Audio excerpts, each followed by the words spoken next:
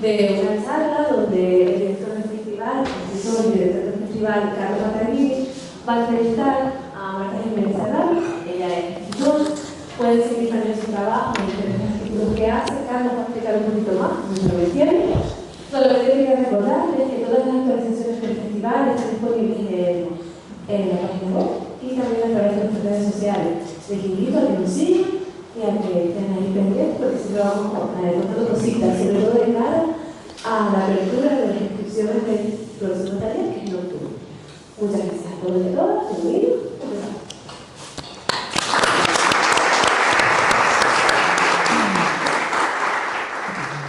Bueno, pues nada, muy buenas tardes a todas y a todos. Y como dijo Llurena, bienvenidos a la cuarta charla ya del segundo Festival de Literatura de Lanzarote. Dar las gracias, como siempre, al patrocinador, al Cabildo, a los centros turísticos. Especiales agradecimientos a la UNED por acogernos en sus instalaciones, en la sala. A mi propio equipo, por supuesto. Y las gracias más especiales a ustedes por seguir llenando la sala, por seguir siendo fieles al festival, a la cultura y a la literatura. Bueno, yo voy simplemente a repasar muy brevemente lo que ha sido el festival hasta ahora y lo que viene. Esta es la cuarta charla. Empezamos en abril con Karina Saiz Borgo, la escritora venezolana. Continuamos en mayo con Paulina Flores, la escritora chilena, y en junio lo siguió Alberto Olmo. Luego tuvimos el receso veraniego y en septiembre, pues hace escasas semanas, celebramos un taller literario con Natalia García Freire, que también, bueno, fue muy interesante. Y hoy pues tenemos el honor de recibir a Marta Jiménez Serrano, a la que brevemente comenzaré a preguntar. Y como dijo Llurena, bueno, tenemos la web fdl.es, tenemos también el canal de Instagram y tenemos un vídeo en YouTube, un canal en YouTube, para aquellos que quieran ver las charlas 5, 6, 7 veces. Yo las he visto a veces hasta 9. No, es mentira. Pero bueno, que sepan que si alguien se la pierde, pues que ahí van a poder verla en diferido. Y ya sin más preámbulos nos centramos en Marta Jiménez Serrano, que es una escritora nacida en Madrid y afincada en la capital. Es también articulista, tiene también experiencia como editora, incluso letrista, que luego te preguntaré sobre ello. Y Marta también es profesora de la Escuela de Escritores de Madrid, o ha dado clases allí. Es licenciada en Filología Hispánica por la Universidad Complutense de Madrid y también tiene una experiencia relevante en Francia, donde residió 4 años, donde hizo un curso de Letras Modernas, fue también profesora en la Universidad de Lorena y luego regresó a España. Ahora te preguntaré sobre todo eso. Y hasta la fecha, pues bueno, tiene 3 libros publicados, a cual más exitoso. Comenzó en 2020 con un poemario, un libro de poesía que se llama La Edad Ligera, que recibió un accessit por el premio Adonais. Y luego le siguió una novela, que es esta que está aquí, Los Nombres Propios, o este es el de los cuentos, ¿vale? Que siempre me equivoco, la novela Los Nombres Propios. Y después se pasó al cuento, con No Todo el Mundo, que también te voy a preguntar sobre esa secuencia, porque normalmente suele ser al revés, ¿no? Primero cuento y después novela, y tú lo has hecho al revés. Ya nos dirás por qué.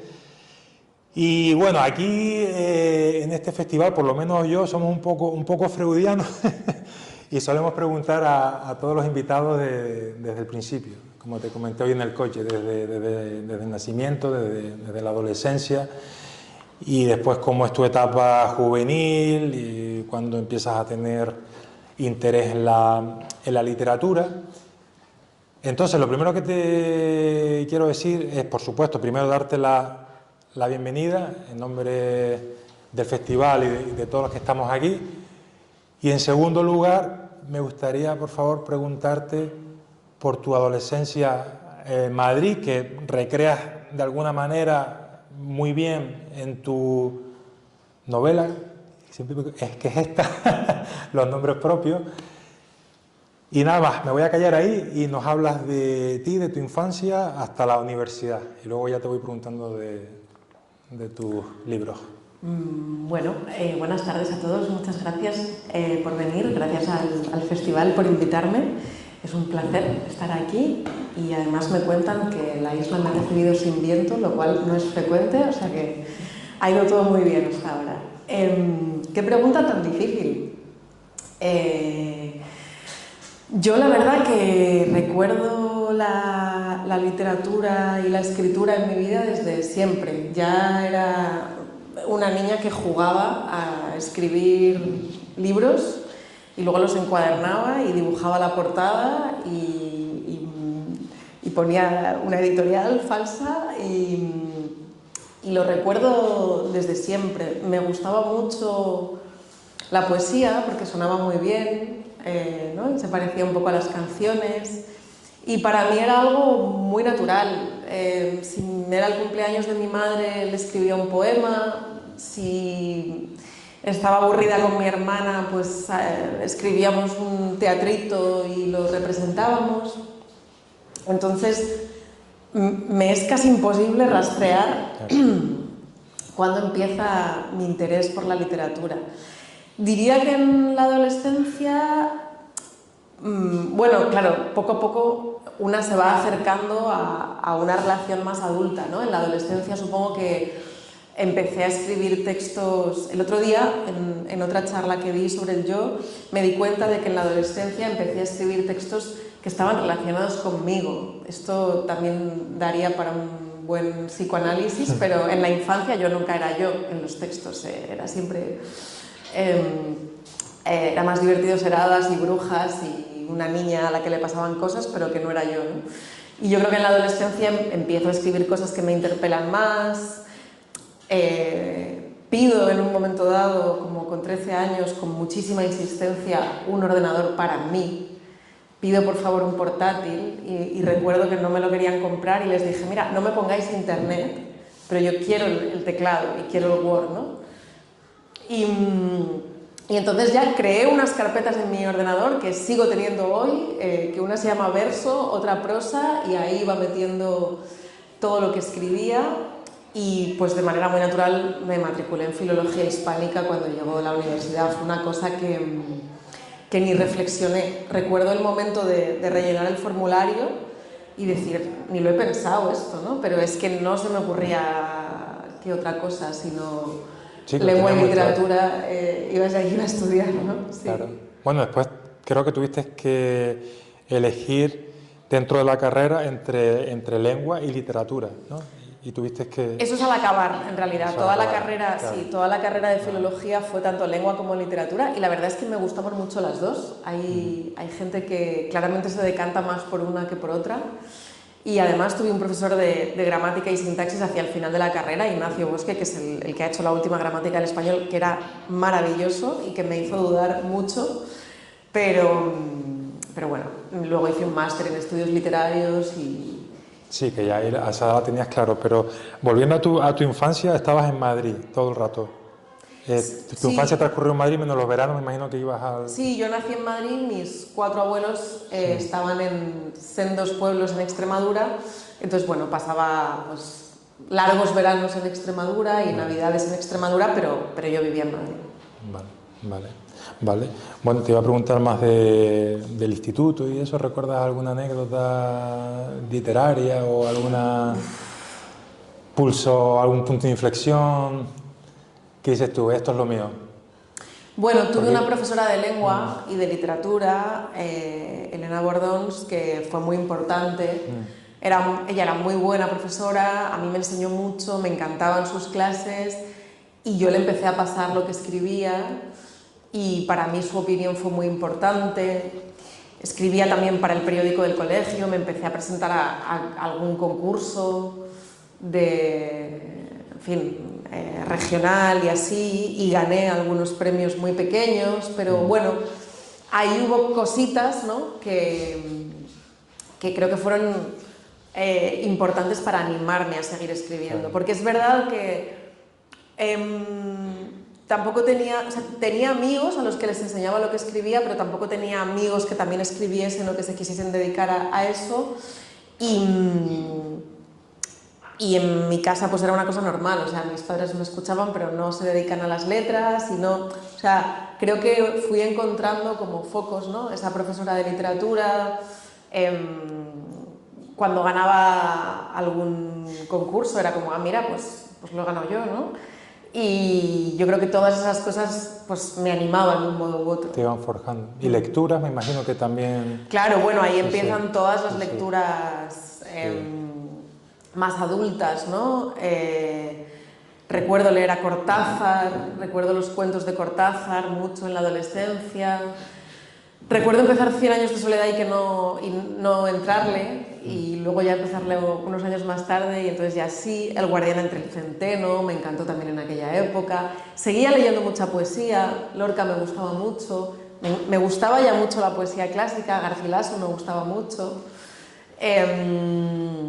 Salinas también puede ser, ¿no? Bueno, Salinas me gusta, sí, sí. no lo recuerdo tanto. Machado lo leía mucho también en aquella época.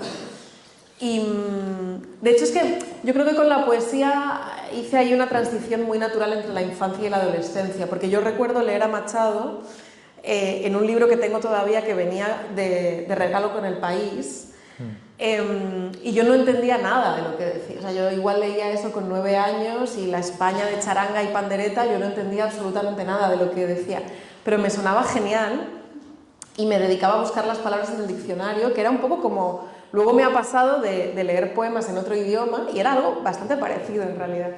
Entonces empecé a leer cosas más adultas que quizá no entendía del todo, pero que me... ¿Se ha cortado? Ah. Que quizá no entendía del todo, pero que me gustaba leer, y claro, luego hay un momento en que las vas entendiendo.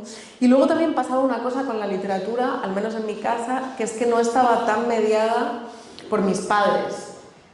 Como que el audiovisual, las pelis, las series, yo soy la mayor, entonces me comí todas las novatadas y la hipervigilancia, y entonces ellos estaban más pendientes de si en las series o en las películas eran para mi edad, pero los libros, como que libros no estaban tan pendientes. Yo recuerdo que leí Lolita muy pronto, también, por ejemplo, no sé, como que ahí había una vía de escape. Si tú entras a una habitación y ves a un niño leyendo, pues como padre te sientes fetén, ¿no? O sea, no hay nada que revisar ahí. Claro. Y claro, tú puedes estar leyendo un montón de cosas en realidad. Claro, claro. Son más difíciles de censurar. Sí, eso lo decía hace poco un escritor colombiano, Héctor Abad, que le preguntaban si sus libros estaban censurados por el narcotráfico y decían que no los leían, Claro. Con lo cual no había problemas en ese sentido.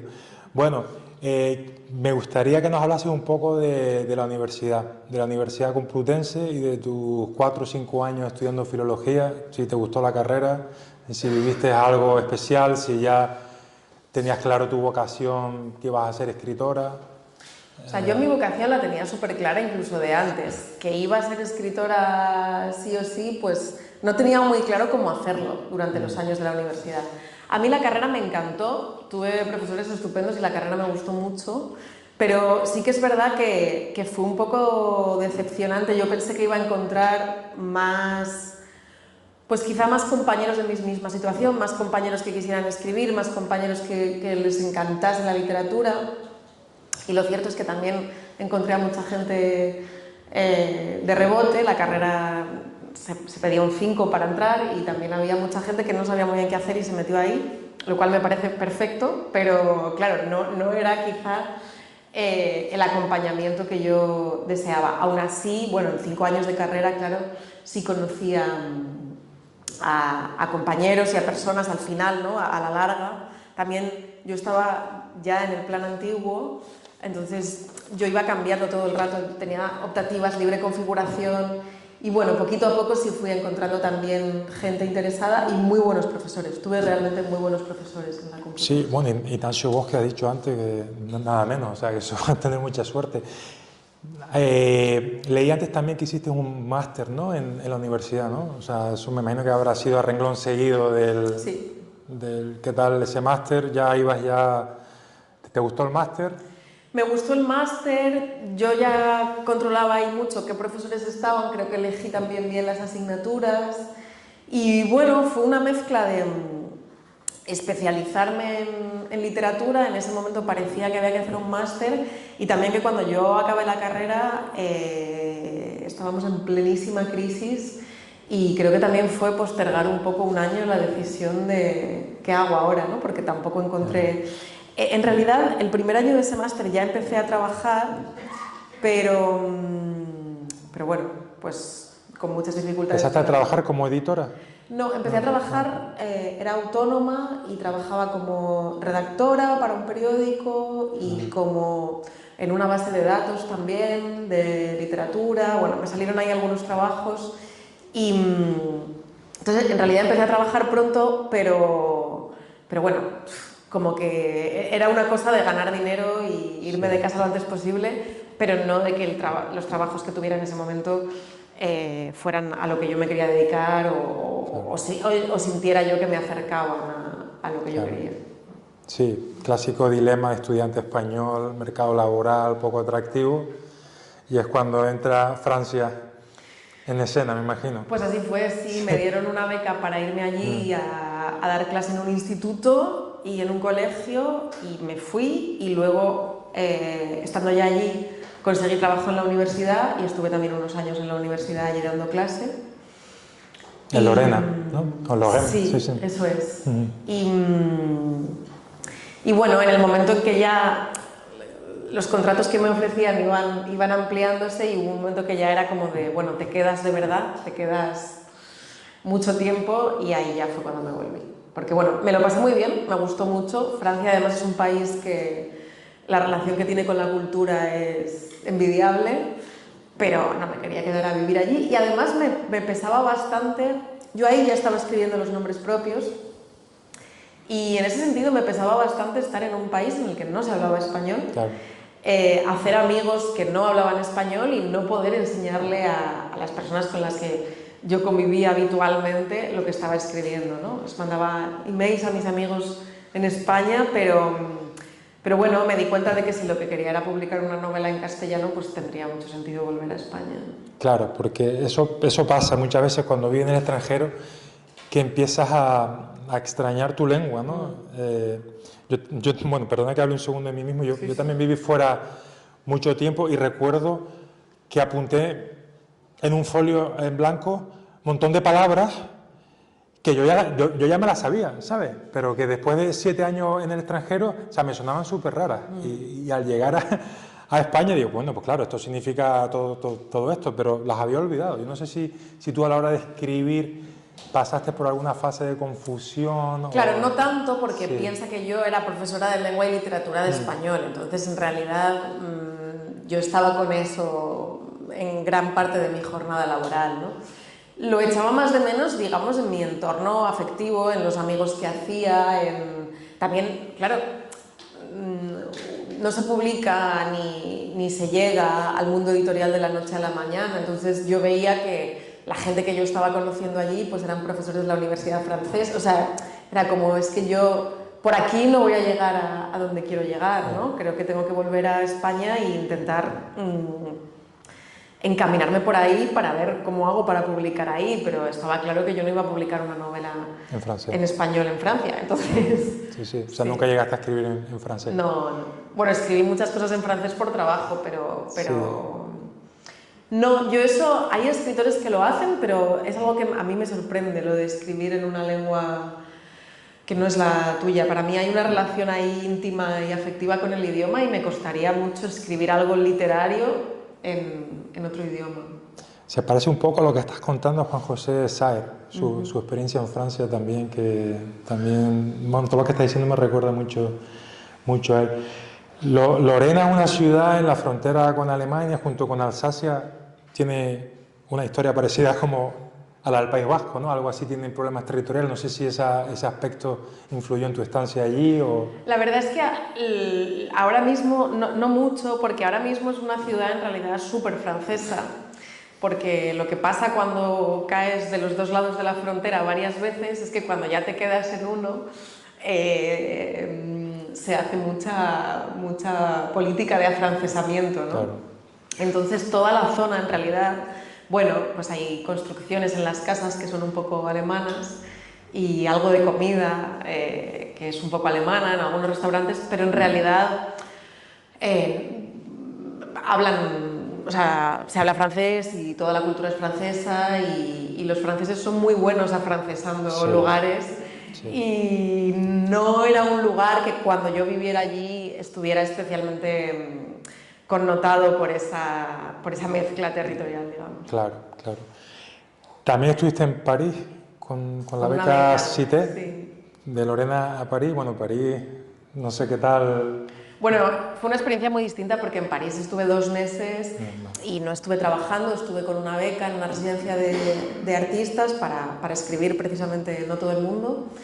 Y bueno, o sea, a mí me gustó mucho, pero yo ni tenía que atravesar la ciudad para ir a una oficina, ni tenía que pagar un alquiler, o sea, fue una experiencia de 2 meses en una residencia al lado del Sena, o sea, es que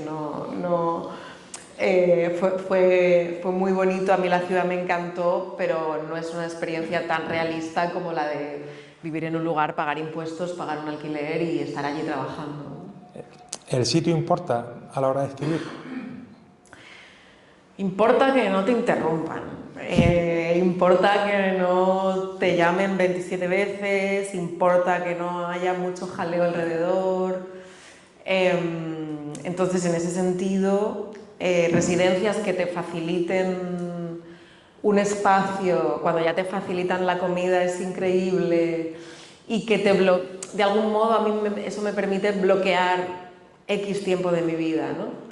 ¿Te vienes a Lanzarote a dar una charla? Este mes no puedo, ¿no? Es un modo de obligarte a estar escribiendo y de poner en pausa también tu vida social y de decir, pues me he ido a no sé dónde a escribir, entonces no vamos a quedar este sábado. O sea, yo creo que ese tipo de lugares ayudan a la concentración, ayudan a dedicarle tiempo de seguido a la escritura. Y bueno, el lugar importa. Mira, no todo el mundo que son relatos están ambientados en Madrid y Madrid es mi ciudad, pero sobre todo yo empecé a escribir ese libro cuando volví a Madrid y cuando me reencontré con Madrid y cuando decidí que me quedaba a vivir en Madrid. Entonces, yo creo que se nota, pero esto lo pienso a posteriori, ¿no? No es que en ese momento lo pensara, pero creo que se nota. Sí, se nota muchísimo que Madrid, bueno, se te ve muy madrileña por tu libro, por tu trayectoria y también por tu obra, donde es la ciudad por antonomasia de tu creación hasta ahora. Vamos a hablar de tus libros. Vamos a hablar, curiosamente, no debutas con ninguno de estos 2 libros, sino que debutas con un poemario, La Edad Ligera, en 2020, que además es el año de la pandemia. Cuéntanos un poco de La Edad Ligera, que además te dieron un accessit del premio Adonais. Es que es un poco raro esto, porque en realidad yo recibo el accessit del premio Adonais en 2020, pero el libro se publica en abril de 2021. Y en marzo de 2021 se había publicado Los nombres propios. Entonces son 2 libros que casi por azar y por cosas que no dependieron de mí se publicaron prácticamente a la vez, ¿no? La Edad Ligera es un poemario que yo llevaba años escribiendo y que precisamente en pandemia a mí me hacen un ERTE, me quedo con mucho tiempo y fue el momento en que lo cerré, lo monté, lo fijé, decidí qué poemas se quedaban, qué poemas se iban y bueno, pues lo mandé a algunos premios y para mi sorpresa realmente quedó finalista del Adonais. Ganó el accessit y entonces se publicó al año siguiente y en paralelo yo ese verano ya había conseguido un agente para mover la novela de Los nombres propios y pues por ahí en septiembre, octubre me llegaron ofertas y y se publicaría también para el año siguiente. Entonces, pasó todo a la vez, pero bueno, son cosas que una no elige y que se dieron así. 2 años inolvidables, me imagino, ¿no? 2020-2021. Sí, sí, me cambió la vida totalmente. Sí, claro. Bueno, el jurado que le dio la accesi a Marta Jiménez Serrano por la edad ligera dice, entre otras cosas, por la lograda síntesis de frescura y profundidad sostenida por un ritmo cautivador que es herencia de la tradición y a la vez propuesta novedosa.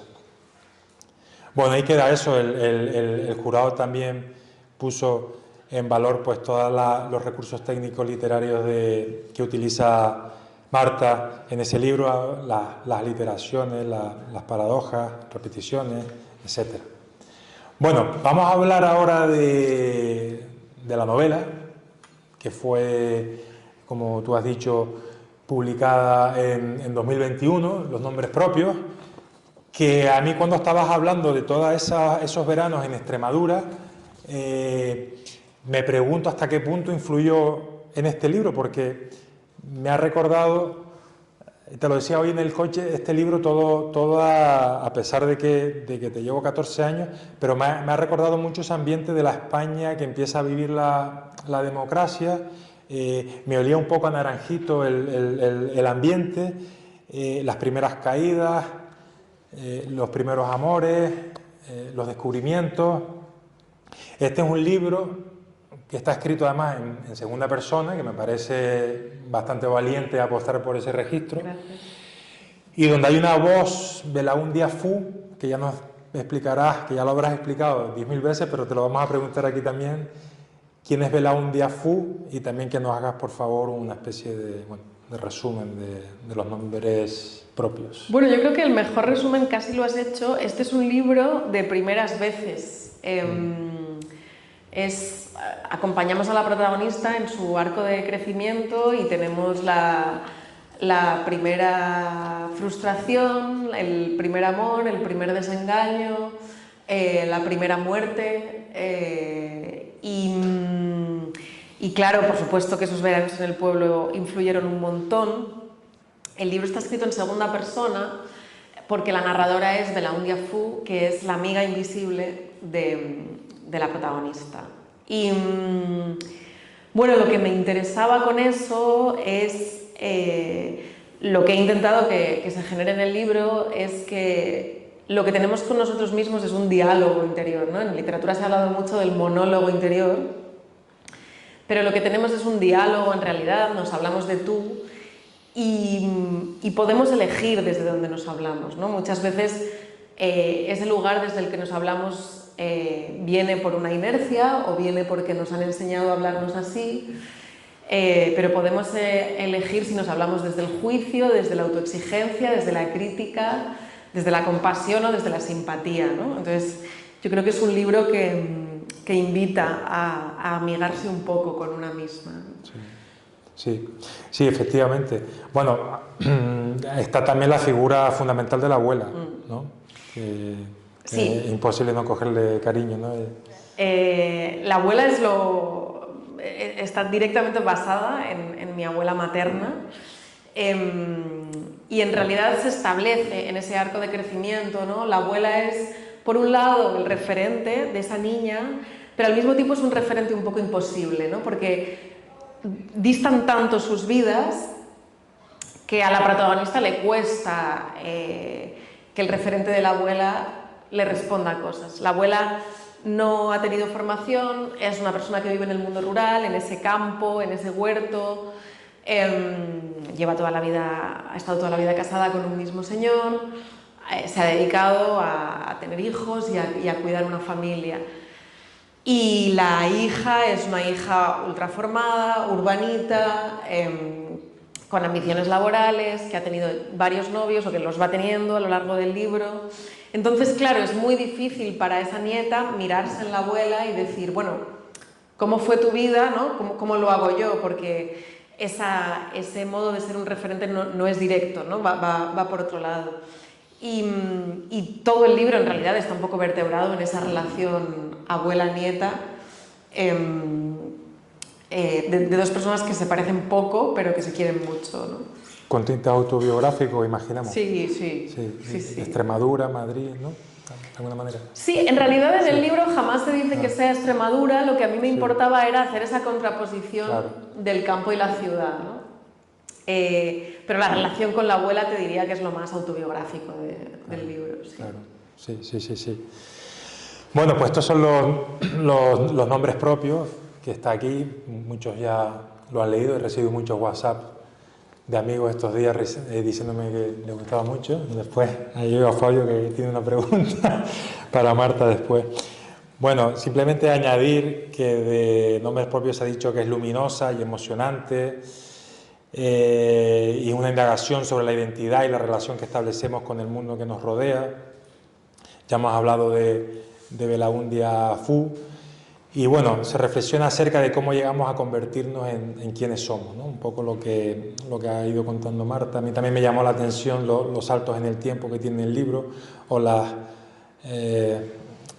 y el narrador, bueno, eso más en el segundo libro, como el narrador de vez en cuando interviene también y le dice cosas a los protagonistas. Bien, solo te voy a hacer la última pregunta de esta novela. ¿Te divertiste escribiéndola todo el rato? A ver, esto me lo preguntan mucho y es que divertir es una palabra... A los que escriben te voy a decir... No, a ver, yo disfruto escribiendo y me satisface mucho, pero no es como ver Friends, ¿sabes? O sea, lo disfruto, me satisface, estoy en el presente, lo disfruto cuando me sale, no lo disfruto cuando no me sale... Pero no sé si la palabra es divertirse. No sé si la palabra es divertirse. Con esta novela en concreto no lo sé.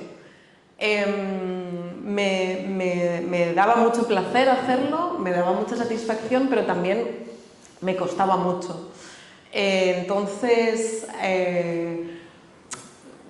para mí la palabra divertirse tiene algo de que es fácil, ¿no? De que es... La diversión no hay que ganársela, ¿no? Y aquí sí hay que ganárselo. Entonces, no es una cosa de que escribir sea una tortura, no, sí que me gusta, pero no sé si divertirse es la palabra adecuada. Sí, tienes toda la razón.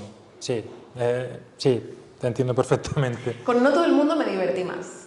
Con No todo el mundo te divertiste más, que es el segundo libro, que son 14 cuentos, 14 relatos, y lo primero que te quiero preguntar es lo que te dije antes, ¿no? Que pasas de novela a cuento cuando la secuencia suele ser al revés, ¿no? Claro, es que esto también es un poco tramposo.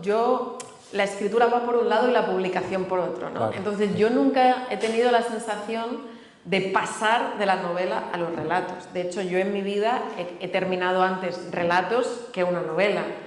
Lo que pasa es que la publicación se ha dado así. Lo primero que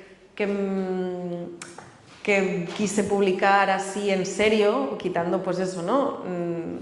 Concursitos que se publicaban aquí y allá, pues fue una novela y los relatos llegaron después, pero si nos vamos a lo que ha sido la historia de mi escritura, en mi ordenador llegaron antes los relatos que la novela. Entonces no tengo ninguna sensación de haber pasado de un género al otro, ¿no? Para mí conviven de manera natural. Sí. ¿No tuviste al principio, los relatos normalmente te piden una resolución más rápida, ¿no? Cuando pasas a la novela, ¿no sufriste, digamos, alguna especie de tic que venía del cuento o ya... digamos que te adaptas de manera natural? Es que cuando termino la novela yo no siento que venga de ningún género. Es decir, yo tengo escritos cuentos y tengo escritos largos párrafos largas tiradas en prosa que no sé qué son. De hecho, la novela se empieza a escribir como yo voy escribiendo como diferentes pasajes en mi ordenador que yo no sé a qué van a dar lugar. Y un día digo, espérate, aquí hay una novela y de hecho es que esto y esto va junto y todo esto, ¿no? Entonces, no tengo esa sensación como de estar en un género y pasar al otro, digamos. Cuando ya empiezo a escribir los relatos, o sea, cuando de la novela paso a los relatos, ahí sí hay un clic, me apetecía otra cosa, me apetecía cambiar, la novela habían sido muchos años de escritura, y empecé a escribir los relatos de manera muy natural, como de, quiero escribir otra cosa, quiero irme a otro lugar, voy a escribir un relato, y luego fueron 2, y luego 3, y luego dije, aquí hay un libro, ¿no? Claro. Pero en lo que escribí antes, no sé si yo tenía tanta noción del género de lo que yo estuviera haciendo, ¿no? El propio desarrollo te iba dando el género más sí, adelante. que cuando no tienes un horizonte de publicación inmediato, tampoco tienes prisa por pensar qué es lo que tienes entre manos. Claro. Bueno, vamos a hablar de qué va No todo el mundo. Yo le decía antes a Marta al principio de la charla, y le pedí permiso para hacer esa afirmación porque igual estaba diciendo un disparate, pero ella me dijo que no, que a mí me recuerda una película del director catalán Cesc Gay, de esas relaciones interpersonales, o sea, amorosas. A este le gusta a esta le gusta no sé qué, pero resulta que ahora nos gusta la otra porque el otro no sé qué. O sea, veo que hay una intención, o sea, que el punto neurálgico del libro, sin duda, son las relaciones personales, interpersonales y el amor que va fluyendo por todos esos relatos, pero de una manera que te quería preguntar, porque leí una entrevista que te decían, quizás antes las parejas las unían más los hijos y el matrimonio, sin embargo, esos dos estamentos han quedado un poquito más diluidos en esta generación, pero ¿qué es lo que une más hoy en día entonces a las parejas? Si tienes la respuesta, yo te escucho. No la tengo. A ver, estamos en un momento de cambio muy grande, de un cambio que se ha ido dando a través de las generaciones y que ha culminado, pero es verdad que en 2 generaciones en España esto ha cambiado muchísimo, ¿no? En la época de mis abuelos no era legal divorciarse, no era legal. Y en el mundo se han dado una serie de cambios sociológicos que han hecho que la pareja, y muy en concreto la pareja heterosexual conformada por un hombre y una mujer, cambie una barbaridad. La mujer se ha incorporado al mercado laboral, ha obtenido independencia económica, se ha adueñado de los métodos anticonceptivos y efectivamente ya no es un imperativo ni una imposición ni legal ni moral estar juntos toda la vida, ¿no? Entonces todo esto ha hecho que la pareja cambie mucho.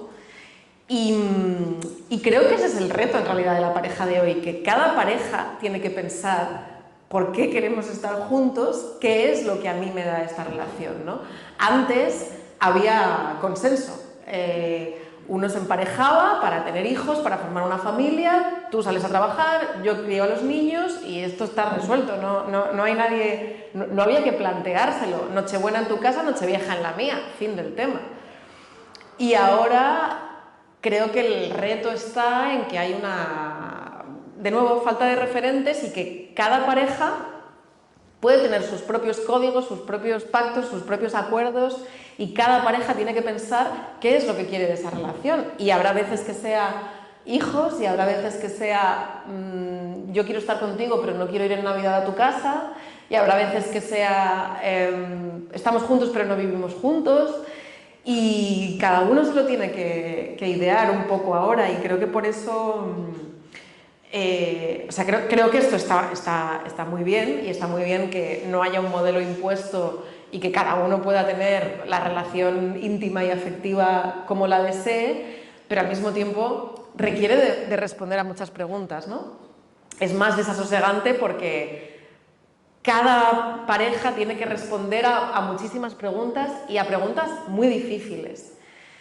En un libro que a mí me gusta mucho, que se llama El fin del amor, de Tamara Tenenbaum, que tiene un mal título, porque no va de eso, pero es un libro que me gusta mucho, ella cuenta cómo, hablando con sus amigas, se da cuenta de que hay 2 fantasías recurrentes. Una es quedarse embarazada sin querer y otra es descubrir que eres estéril. Las 2 fantasías pasan por no tener que decidirlo yo, ¿no? Las 2 fantasías en lo que se resumen es en yo no quiero decidir esto porque es una decisión enorme, ¿no? Entonces es como, bueno, a mí o que pase por azar o que yo no pueda y ya está resuelto, pero ¿cómo decido yo esto, ¿no? Entonces creo que estamos un poco abrumados por decisiones muy grandes que tenemos que tomar ahora, y al mismo tiempo me parece maravilloso, evidentemente, que cada uno pueda elegir el camino que más feliz le haga, pero entonces hay que pensar qué es lo que nos hace felices, en fin, es un poco más jaleoso. Hay una frase que dice, cuando estamos bien, estamos muy bien. Bueno, si alguien le ha dicho eso a su pareja, eso significa que la pareja está muerta. Sí, ¿no? Sí, digo que es la frase de defunción de cualquier pareja, sí. Creo que hay muchas frases así en el libro. Sí, hay otra... el libro salió hace ya más de un año, hace casi un año y medio, año y 4 meses, sí. Y ya he tenido contacto con muchos lectores, ¿no? Y ya hay mucha gente que me ha dicho, es que yo dije esa frase, ¿no? Y yo ya. Hay una cosa que me interesaba mucho en este libro, que era mostrar las relaciones de pareja de manera realista. Sí. Creo que las relaciones de pareja, sobre todo en la ficción de los últimos tiempos, ha mostrado el amor absolutamente idealizado, ¿no? Nos chocamos en una cafetería, yo te tiro el café encima, nos miramos a los ojos, nos enamoramos y ahora tenemos todo el tiempo del mundo y todo el dinero del mundo para quedar.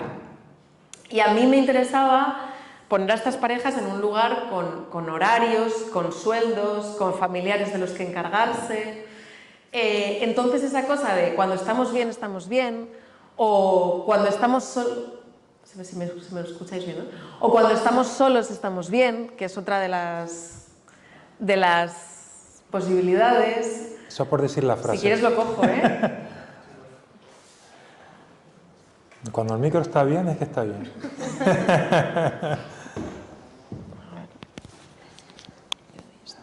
No, ese no. Este me ese lo es quedo. de la cámara. Bueno, pasamos. ¿Así mejor? Sí. Creo que todas estas frases muchas veces pasan por...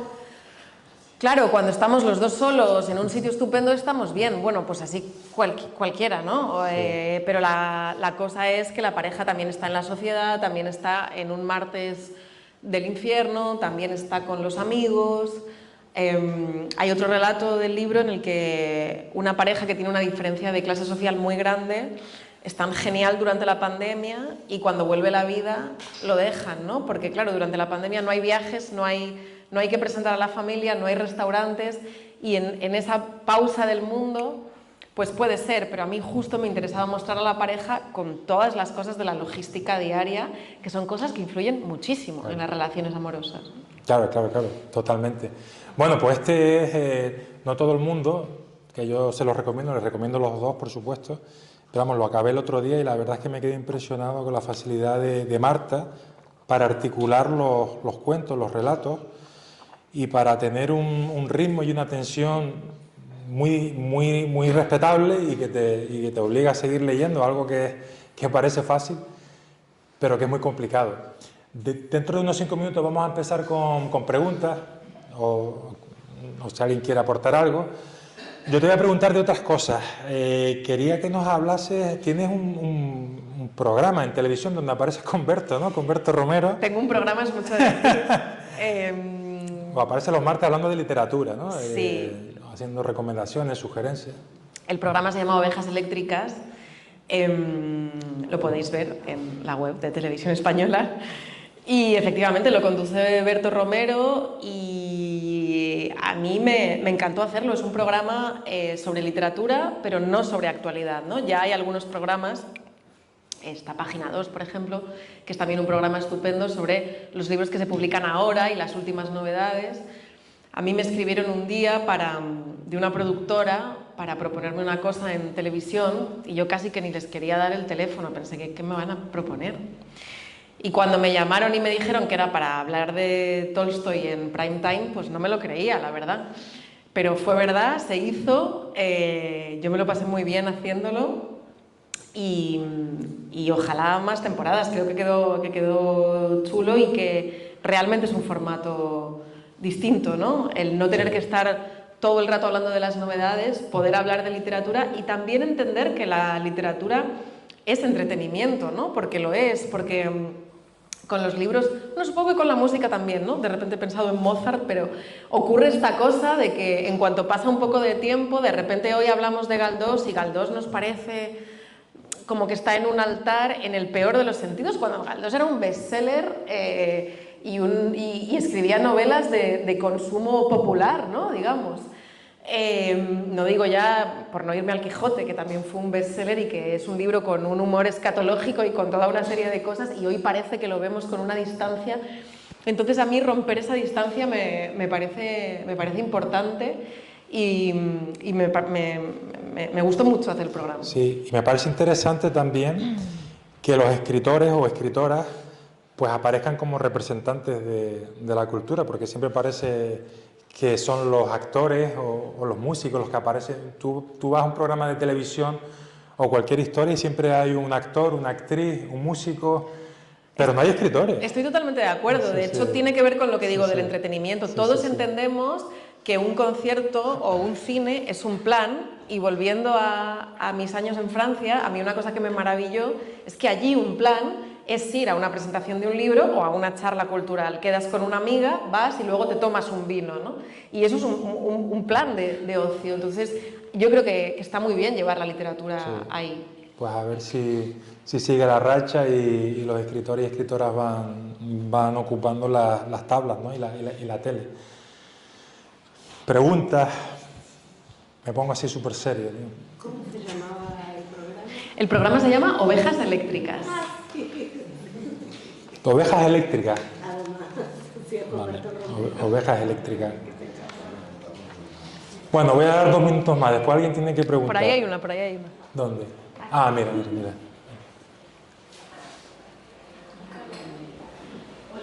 Hola. Y me ha parecido curioso lo que has dicho de que en tu infancia te dejaban como libertad para leer todo tipo de libros, porque además Josefina Lecoa, la escritora, leí una vez que decía lo mismo, que no tenía mucha influencia en su vida, que había leído que le había dado la gana para cualquier edad. Y yo ahora que estoy criando, quería saber si repetirías o crees que hay que poner ahí un poco de control. Claro, como hija repetiría, como madre no lo sé. Yo creo que está bien. Yo es que creo que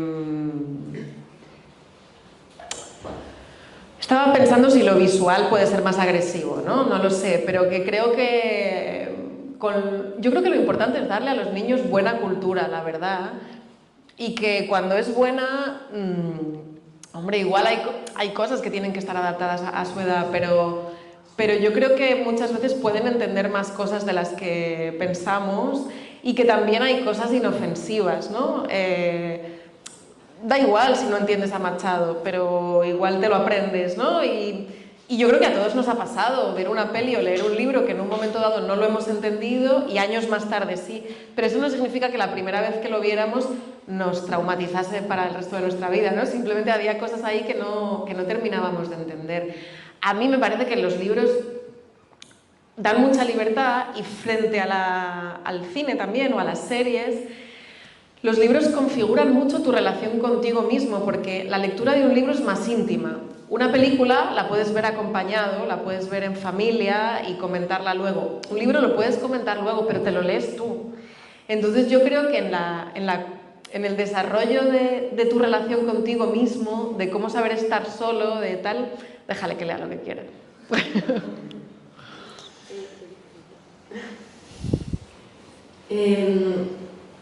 A mí, yo me he leído los 2 libros, los 2 me han gustado mucho. Gracias. El que más me ha gustado ha sido el de relatos, en concreto. Y una de las cosas, bueno, hay muchas cosas que me han gustado. Una de las cosas así más impactantes es la ironía que también tiene, se ríe de la propia autoficción, se ríe de relatos previos, ¿no? De conceptos de amor que es totalmente diferente en un relato y en otro.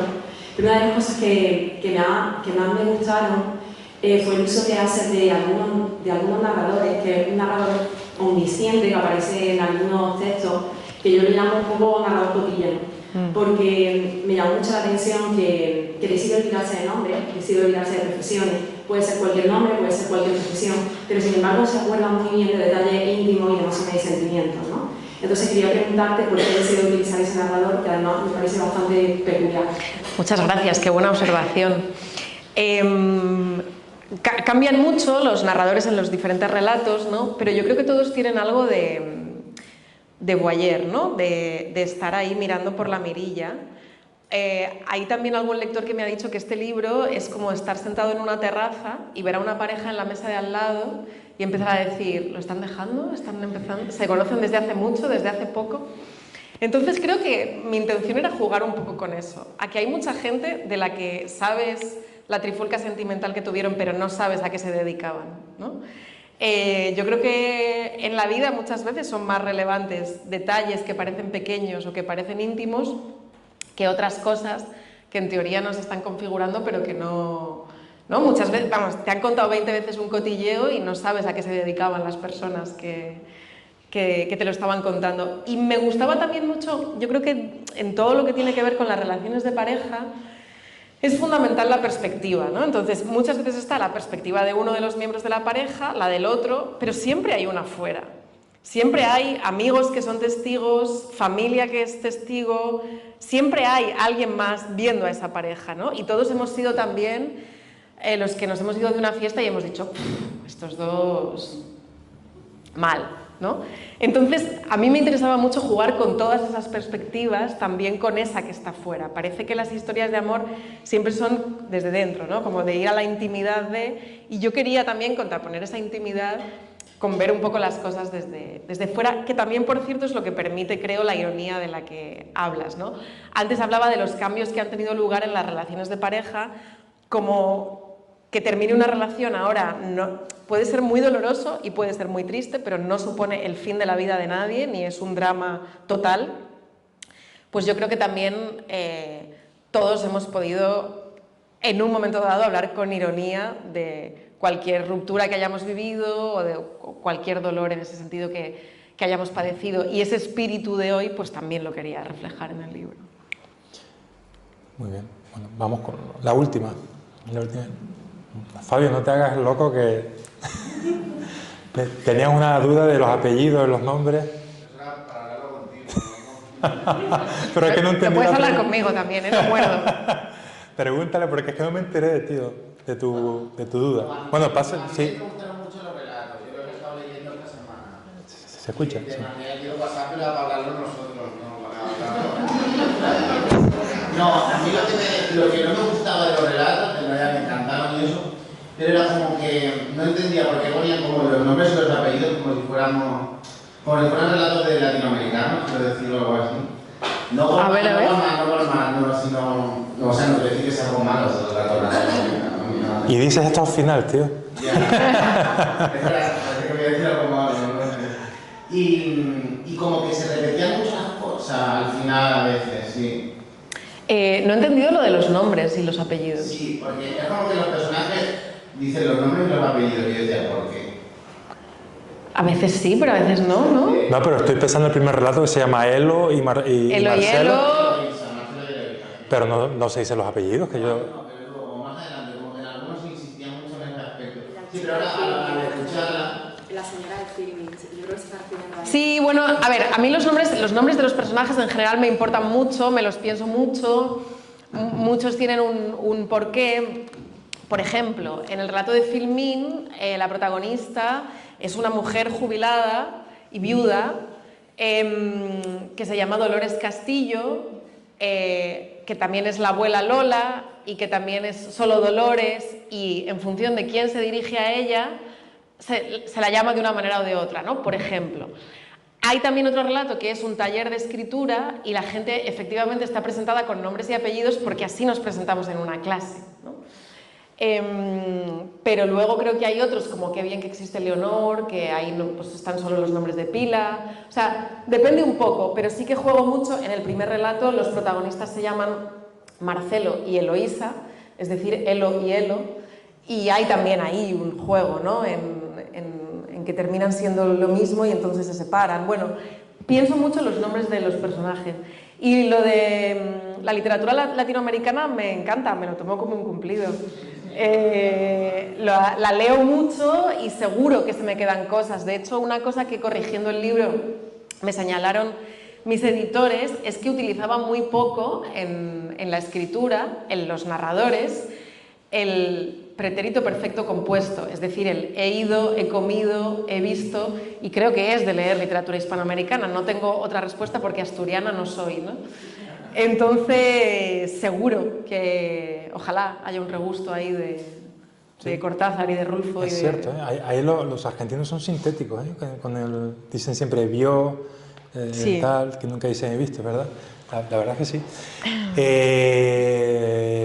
Hay una última pregunta ahí, al fondo. ¿A qué me escuchan? Sí. Yo quisiera preguntar, ya que estamos en el mundo de la literatura y las letras,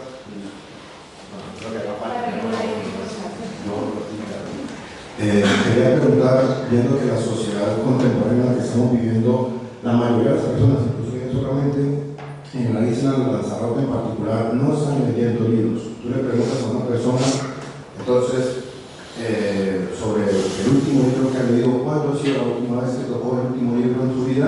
Y la gente, ni recuerdan. Entonces, mi pregunta era más hacia el sentido de ¿qué crees tú que le falta a la literatura o al mundo de las letras entender que ha hecho que la gente, la mayoría de las personas, pierdan el interés por la lectura, por leer, por escribir? Yo no creo que la gente haya perdido interés por la lectura. Creo que, por un lado, hay más gente que lee de lo que parece. Hablábamos, ¿no?, de que la lectura es una cosa íntima. Claro, no podemos decir que hemos llenado el We Think Center leyéndonos a Dostoyevsky, porque esto no se hace así, ¿no? Pero yo me dedico a dar charlas y voy a muchísimas comunidades autónomas españolas e incluso a otros países, y yo me encuentro en las salas, como hoy aquí, que no sé si teníais algo mejor que hacer un jueves por la tarde, pero yo creo que sí hay interés. Creo que hay mucha gente que lee. A mí me leen además un montón de jóvenes, o sea que tampoco puedo decir que los jóvenes no lean en absoluto. Lo que creo es que siempre la literatura, o sea, siempre se leyó poco. O sea, bueno, para empezar, la alfabetización así democrática del mundo es bastante reciente. Entonces, durante muchísimos siglos, la lectura y la escritura fue de quien podía hacerla, ¿no? Y ahora hay muchísimos libros en España, hablo de España porque es evidentemente el mercado que más controlo, que venden muchísimo, muchísimo. Entonces, claro, menos en relación a qué. Sí, ya sé que hay más fans de Messi, pero es que igual también había más gente en el Coliseo romano con los gladiadores que escuchando los poemas de Homero. O sea, no lo sé, no estoy tan convencida, la verdad. Claro, yo me dedico a esto, pero yo me encuentro gente todo el rato que... Por eso lo dije, porque pues, estamos dentro del mundo de la literatura. Yo soy una persona que me gusta leer y hay muchos podcasts que también sigo en YouTube, por lo menos Antonio Asensio, de un libro de 1 hora, me parece muy bueno. Que estaba en Ovejas Eléctricas también, Antonio Martínez Asensio. Pues, ahora lo voy a seguir, ¿sabes? No sabía que existía ese programa, pero yo sigo mucho un libro de 1 hora.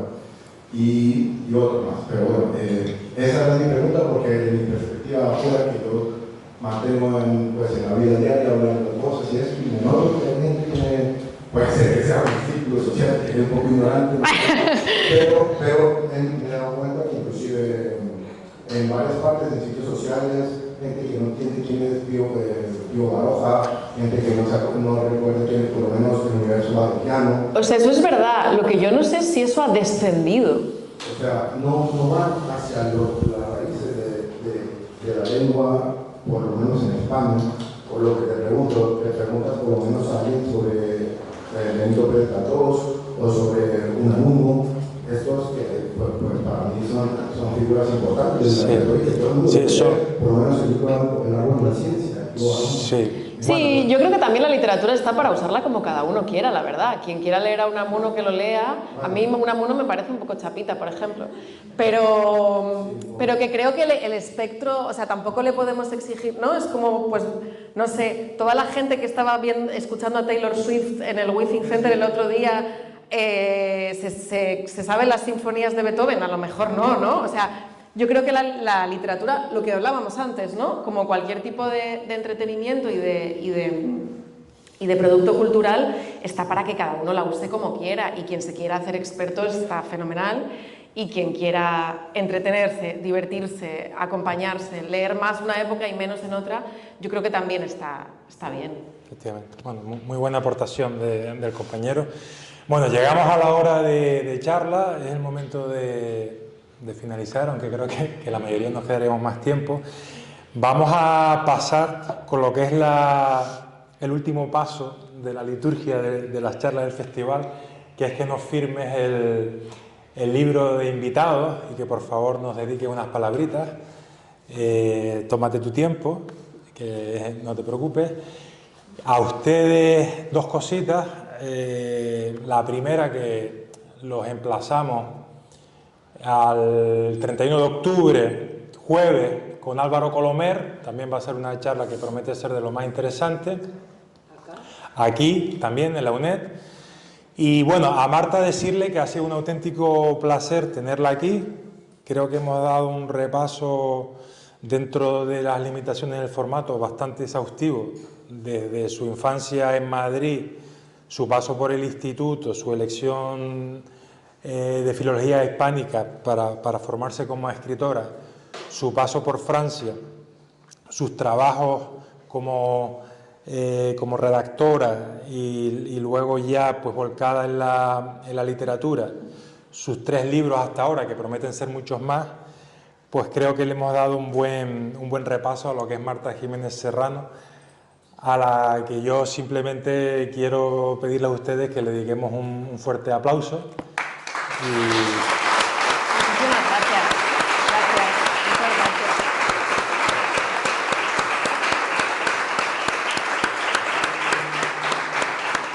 Ha sido un placer. Muchísimas gracias por venir y por charlar conmigo. Gracias.